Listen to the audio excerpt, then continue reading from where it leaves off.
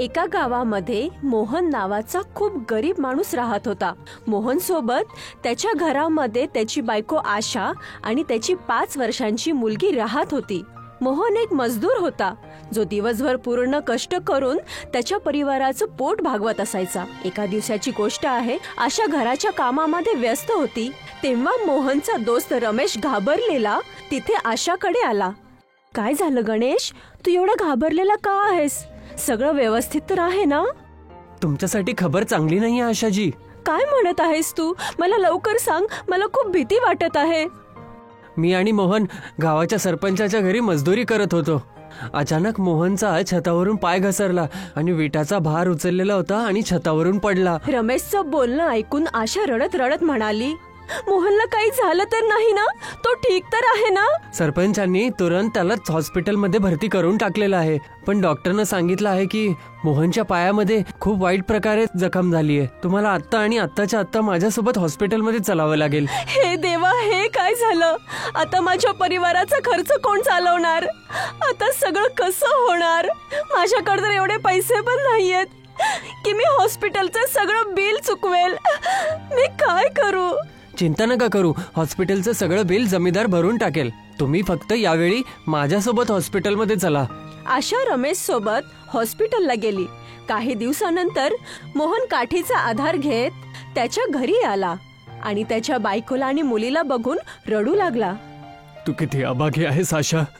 जेव्हापासून तुझं माझ्यासोबत लग्न झालं आहे मी तुला एकही सुख नाही देऊ शकलो आणि आता भविष्याच्या अपेक्षा सुद्धा समाप्त झाल्या आहेत. असं नका म्हणू, तुम्ही जिवंत आहात, माझ्यासाठी हेच महत्वाचं. मला याला सुद्धा काय जीवन म्हणतात आशा? आता मी पावलोपावली या जगावरती ओझा बनून राहील. अरे मी तर चालत जाऊन एक ग्लास पाणी सुद्धा नाही पिऊ शकत. घरातलं खर्च कसा चालेल? आपलं स्वप्न होतं की आपल्या निधीला सुशिक्षित बनवून खूप मोठं ऑफिसर बनवायचं. आता हे सगळं कसं होणार? हिमतीने काम घ्या, मी आहे ना. आपण आपलं स्वप्न नक्कीच पूर्ण करू. आपण आपल्या मुलगी निधीला चांगलं शिक्षण देऊयात. पण हे सगळं कसं होणार आशा? तुला तर माहिती आहे ना मी आता कुठल्याही प्रकारचं काम नाही करू शकत. तुम्ही कामधंदा नाही करू शकत, पण माझे हातपाय तर चांगले आहेत ना. लहानपणी मी माझ्या आईला शिलाई करताना पाहत होते आणि मला पहिल्यापासूनच शिवण्याचं काम करण्यासाठी खूप जास्त आवडायचं. माझ्या आईने मला शिलाई करण्यासाठी शिकवलं होतं. आजपासून मी गावातल्या लोकांचे कपडे शिवून देत जाईल. हळूहळू सगळं व्यवस्थित होऊन जाईल. आणि असंच झालं. त्या दिवसानंतर आशा गावातल्या लोकांचे कपडे शिवत होती आणि त्यांच्या परिवाराचा गुजारा करत होती. वेळ अशीच निघत चालली होती. आशाने निधीचं सरकारी विद्यालयामध्ये ऍडमिशन केलं होतं. ती सकाळपासून संध्याकाळपर्यंत कपडे शिवायची आणि घरातलं जेवण बनवायची आणि रात्रीच्या वेळी ती तिच्या मुलीला 2 तास शिकवायची. आणि असं करत करत 10 वर्ष गेले. निधी आता 15 वर्षाची झाली होती. निधीने हायस्कूलमध्ये टॉप केलं होतं. हे बघ आई, मी हायस्कूलमध्ये टॉप केलं आहे आणि ही सगळी तुझंच कष्टाचं फळ आहे. नाही बाळा, मी तर माझं कर्तव्य निभावलं आहे. कारण खरं तर हेच आहे, ही तुझं दिवस रात्रीचं मेहनतीचं फळ आहे जे तू हायस्कूल टॉप केलंयस. माझ्या स्कूलच्या प्रिन्सिपल उद्या तुला बोलवत आहे. तिला तुझ्याशी काही बोलायचं आहे. तुला जाऊन प्रिन्सिपल सोबत बोलायला पाहिजे. दुसऱ्या दिवशी आशा निधी सोबत स्कूलच्या प्रिन्सिपलच्या ऑफिस मध्ये गेली. प्रिन्सिपल सरोज वर्मा आशाला बघून हसत म्हणाली, अरे कसं बोलताय तुम्ही? तुमच्या मुलीने तर टॉप केलेला आहे आणि याच खुशीने तिला स्कॉलरशिप मिळाली आहे. तुमची मुलगी फर्स्ट इयरला इथून काही लांब शाळेमध्ये शिकणार आहे. तुम्हाला माहित आहे का, कॉलेजमध्ये शिकण्याचं स्वप्न हे प्रत्येक स्टुडंटचं असतं, पण कोणत्याही स्टुडंटचं तिथे आसानीने ऍडमिशन होत नाही. ही तर माझ्यासाठी खूप आनंदाची गोष्ट आहे. तुमचं स्वप्न होतं ना की तुमची मुलगी चांगल्या शाळेत शिकावी. मला विश्वास आहे एक ना एक दिवस तुमची मुलगी काही मोठं करून दाखवेल. हे तर तुमच्या मेहनतीचं फळ आहे आशाजी. सगळ्या गावाला माहित आहे की तुम्ही दिवस रात्र मेहनत करून कपडे शिवता आणि बघा तुमची कुर्बानी बेकार नाही जाणार. निधी खुश होऊन तिच्या आईसोबत घरी आली. काही महिन्यानंतर तिच्या क्लासमध्ये बसली होती आणि तेवढ्यात किरण नावाची मुलगी निधीजवळ आली आणि म्हणाली, हाय, माझं नाव किरण आहे. तू ह्या शाळेत नवीन आहेस का? हो, मी ह्या शाळेत नवीन आहे आणि माझा पहिला दिवस आहे. Nice, very nice. तू कुठून आली आहेस आणि याच्या आधी तू कुठे शिकत होतीस? मी याच्या आधी सरस्वती विद्या मंदिर मध्ये शिकत होते. व्हॉट?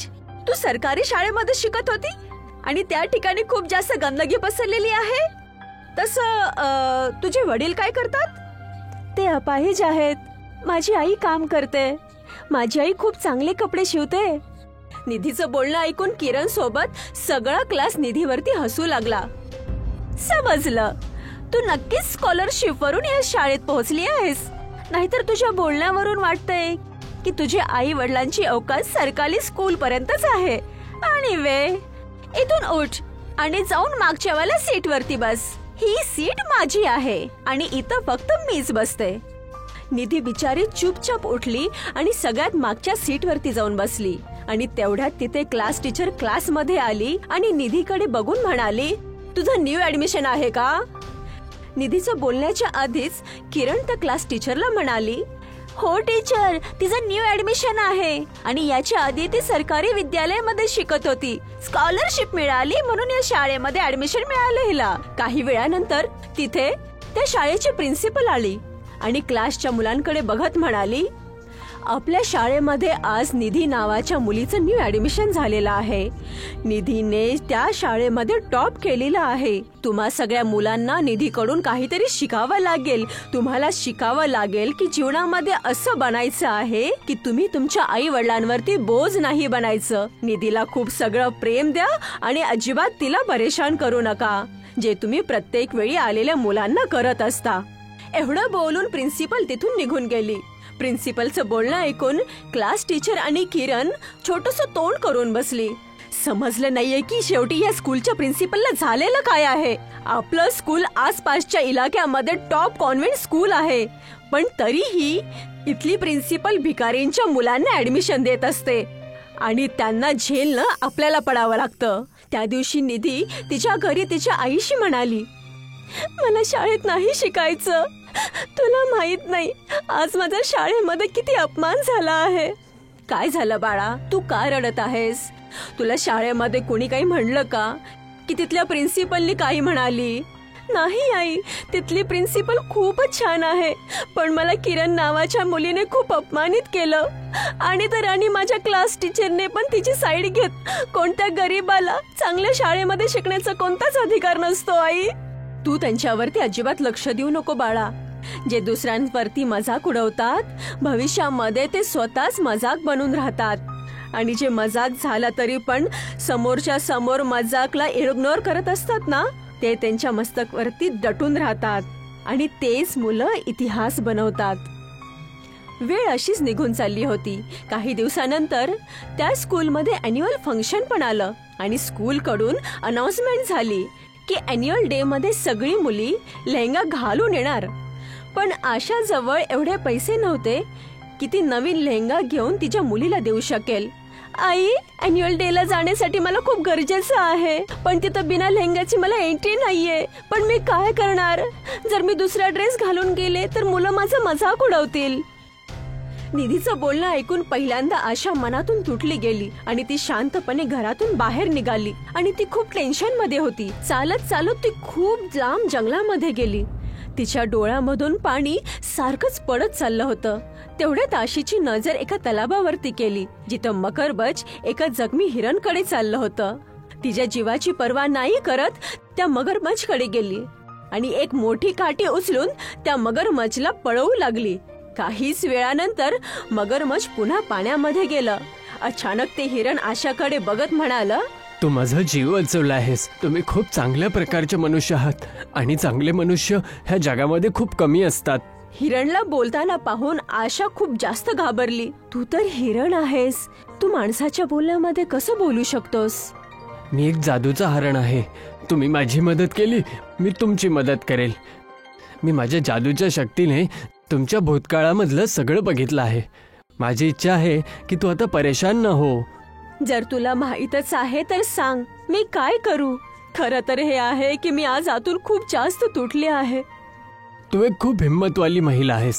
हिम्मत नको हारूस. ते समोर त्या झाडाला बघत आहे ना, त्याच्या खाली एक जादुई कागद पडलेला आहे. तू त्या जादुई कागदाचा आपल्या मुलीसाठी एक लेहंगा शिव. तुझं जीवन बदलून जाईल. एवढं बोलून तो हिरोन तिथून गायब झाला. आशाने पाहिलं की एका झाडाखाली एक छोटासा सुंदर कागद पडलेला आहे, जो कोणत्याही अँगलनी कागद वाटतच नव्हता. आशाने पटकन तो जादुई कागदला उचललं आणि घरी आली. आणि रात्रीतच तिने तिच्या मुलींसाठी खूप चांगला लेहंगा बनवला. आई, तू तर खूप सुंदर लेहंगा बनवला आहेस. तुला हा कपडा कुठे मिळाला, जो एकदमच कागदासारखा दिसत आहे? निधी, हा कागदच आहे आणि याच्या पुढे तू काहीच विचारू नकोस. जा, तुझ्या अॅन्युअल डे फंक्शनची तयारी कर. मला माहित आहे की या वर्षीचा बेस्ट स्टुडंटचा अवॉर्ड तुलाच मिळणार. आशा त्या लेहंग्याला घालून तिच्या स्कूलला गेली. तिच्या लेहंग्याला बघून किरण आणि तिची क्लास टीचर मजाक उडवणाऱ्या अंदाजामध्ये पाहू लागली. या भिकारांचा लेहंगा तर कागदाचा वाटत आहे. जर तुमची इच्छा असेल तर ह्या कागदाच्या लेहंगाला मी पाण्यामध्ये भंगू का? जे करायचे ते एकदम लक्षपूर्वक कर किरण, कारण निधी या स्कूलच्या प्रिन्सिपलच्या खूप जवळची आहे. जर त्यांना कळालं तर मी त्यामध्ये तुझी मदत नाही करू शकणार. त्याची चिंता तुम्ही नका करू मॅम. काही वेळानंतर प्रिन्सिपलने निधीचे नाव मंचवरती अनाउन्स केलं, पण निधीला माहित नव्हतं की किरण मंचवरती एका पडद्याच्या मागे लपली होती. निधी जसं मंचवरती आली, किरणनी पडद्याच्या मागून तिच्या लेहंग्यावरती पाणी टाकलं. लेहंग्यावरती पाणी पडताच लेहंगा अचानकपणे बघता बघता हिऱ्याच्या लेहंगामध्ये परिवर्तित झाला. समोर बसलेली लोक मोठे मोठे डोळे करून त्या हिऱ्याच्या सुंदर लेहंग्याला बघत बसले. तुझा लेहंगा तर एकदमच छान वाटत आहे. विश्वास कर, मी एवढा सुंदर लेहंगा माझ्या आयुष्यात कधीही पाहिलेला नाहीये. या वर्षीचा बेस्ट स्टुडंटचा अवॉर्ड तुला जातो. निधी, हे घे तुझा अवॉर्ड. निधी पण तिच्या लेहंग्याला बघून एकदम आश्चर्यचकित होती, पण तिने तिच्या भावनेला सगळ्यांसमोर येऊ नाही दिलं. तेवढ्यात एक खूप सुंदर युवती निधी समोर आली आणि म्हणाली, हॅलो, माझं नाव सौम्या आहे. मी मुंबईमध्ये एक मोठी फॅशन डिझायनर आहे. बेस्ट स्टुडंट इयरच्या अवॉर्डसाठी तुला खूप खूप कॉंग्रॅच्युलेशन्स. Thank you ma'am. हा लेहंगा खूपच सुंदर आहे. तू हा लेहंगा कुठून घेतलास? हा लेहंगा माझ्या आईने शिवून दिलेला आहे. मग ह्याला तर शिवायला खूप वेळ लागलेला असेल ना? नाही, त्यांनी एकाच रात्रीमध्ये मला हा शिवून दिला. व्हॉट? इम्पॉसिबल. असं कसं होऊ शकतं? आणि जर असं असेल तर तुझी आई खूप टॅलेंटेड आहे आणि त्यांना इथे नाही दुसऱ्या ठिकाणी व्हायला पाहिजे. तुझी इच्छा असेल तर तुझ्या आईला मला भेटून देशील? ही विचारण्याची गोष्ट आहे का? निधी सौम्यासोबत कारमध्ये बसून तिच्या आईकडे आली. हॅलो, माझं नाव सौम्या आहे. हा लेहंगा तुम्हीच बनवला आहेत का?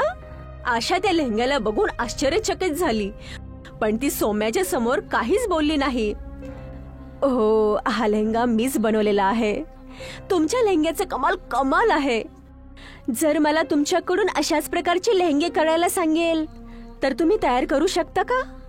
हो हो, का नाही, नक्कीच तयार करेल. सौम्या 50 लाखाचा चेक आशाला देताना म्हणाली, ही घ्या 50 लाखाचा चेक आणि आज नंतर तुम्ही अशा प्रकारचे लेहंगे तुम्ही मलाच तयार करून द्याल. नंतरची भेट लवकरच होईल. एवढं बोलून सौम्या तिथून निघून गेली. हे सगळं कसं झालं बाळा? मी तर कागदाचा लेहंगा शिवला होता. माहित नाही आई, अचानक माझ्यावरती कोणीतरी पाणी टाकलं आणि हा कागदाचा लेहंगा हिऱ्याच्या लेहंगामध्ये झाला. आता मी काय करू? सौम्याकडून मी संकोचमध्ये काही बोलू पण नाही शकले. हा तर 50 लाखाचा चेक वाटत आहे. मला त्यांना हा परत द्यावा लागेल. तेवढ्यात अचानक आशाचा दरवाजा कोणीतरी वाजवला. आशा निधीला घेऊन बाहेर आली तर एक छानसा युवक आशा समोर उभा होता. त्या सुंदर युवकाला बघून आशा त्याला म्हणाली, तुम्ही कोण आहात? तुम्ही मला ओळखलं नाही. मागच्या वेळेस तुम्ही मला हरणाच्या रूपामध्ये बघितलं होतं. आता तर तुम्हाला समजलंच असेल मी कोण आहे. तसं तर मी तुम्हाला हे सांगायला आलो आहे की तुम्ही ह्या लेहंग्याचा थोडासा कपडा कापून याच्यावरती पाणी टाका. बघता बघता हा कपडा खूप मोठा होईल आणि त्याच्यानंतर ह्या कपड्याचा लेहंगा शिवून घ्या. शिवल्यानंतर तुम्ही त्याच्यावरती परत पाणी टाका. तो कागदाचा लेहंगा हिऱ्याच्या लेहंग्यामध्ये परिवर्तित होईल. मी बोललो होतो ना, तुमचं जीवन आता बदलून जाईल. एवढं बोलून ती व्यक्ती तिथून निघून गेली. आशाने त्याने सांगितल्याप्रमाणे ठीक तसंच केलं. बघता बघता आशाने सौम्याचं सगळं ऑर्डर पूर्ण केलं आणि आशाचं नाव टॉप फॅशन डिझायनर मध्ये येऊ लागलं. आज आशाच्या फॅक्टरीमध्ये शेकडो कामगार काम करतायत आणि आशा आजही त्या जादुई कपड्याला यूज करते.